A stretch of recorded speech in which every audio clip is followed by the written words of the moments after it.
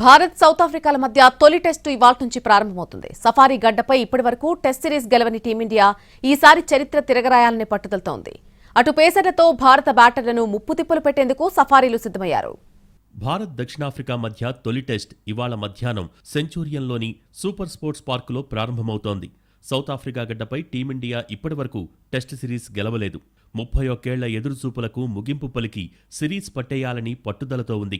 Safari గడ్డపై భారత్ ఇప్పటివరకు 8 సిరీసుల్లో 23 టెస్టులాడింది. అందులో ఒక్క సిరీస్ మాత్రమే డ్రా అయింది. మిగతావన్నీ సౌత్ ఆఫ్రికానే గెలుచుకుంది.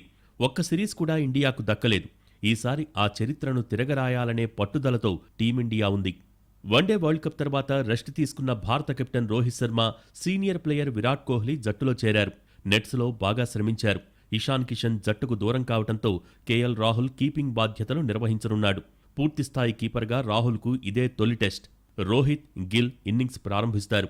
యశస్వి జైస్వాల్, కోహ్లీ, శ్రేయాస్ అయ్యర్, రాహుల్, జడేజాలతో మిడిల్ ఆర్డర్ బలంగానే కనిపిస్తోంది.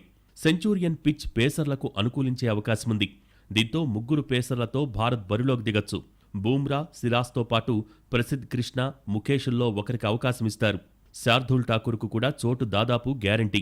అదే జరిగితే సీనియర్ స్పిన్నర్ అశ్విన్ బెంచ్కే పరిమితం కావచ్చు. స్పిన్నర్గా జడేజా ఒక్కడికే చోటు గ్యారంటీగా కనపడుతోంది. సఫారీలను వారి సొంతగడ్డపై ఓడించటం అంత ఈజీ కాదు.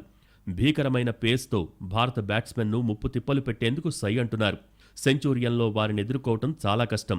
ఎంగిడి, రబాడా, బర్గర్, యాన్సెన్, కొయిటీలు పిచ్ ఏమాత్రం అనుకూలించినా చెలరేగిపోతారు. అలాంటిది పేసర్లకు స్వర్గధామం లాంటి సెంచూరియన్లో వీరిని ఎదుర్కోవటానికి మన బ్యాటర్లు గట్టిగా పోరాడాల్సింది.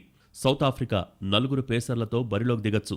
స్పిన్నర్గా కేశవ్ మహారాజుకు చోటు ఖాయంగా కనిపిస్తోంది. మరోవైపు టెస్ట్ మ్యాచ్ తొలి రోజు వర్షం కురిసే అవకాశాలు 75% ఉన్నాయని వెదర్ రిపోర్ట్ చెబుతోంది.